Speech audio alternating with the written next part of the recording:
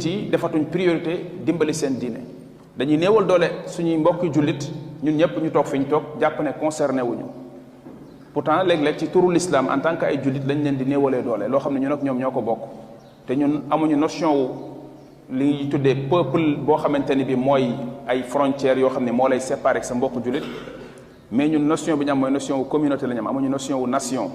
ñun l'islam communauté lañ te loolu moo nekkoon suñu force démb mais tubaab yi nax nañ ñu ba dindi loolu ci ñun nekkatuñu communauté léegi ay nation lañ ñu def bu ko defee solidarité bi war ci ñun dootul jéggi kii frontières yi dootul jéggi frontières yi waaw léegi loolu moom moo ñu gën a néewal doole léegi bu ko defee dimbaletuñ suñu diine kenn du jug di mer ngir l'islam loolu bu ñu ko defee lan la ñu jural mu ne sallallahu alaykum zullan yàlla dina def ci yéen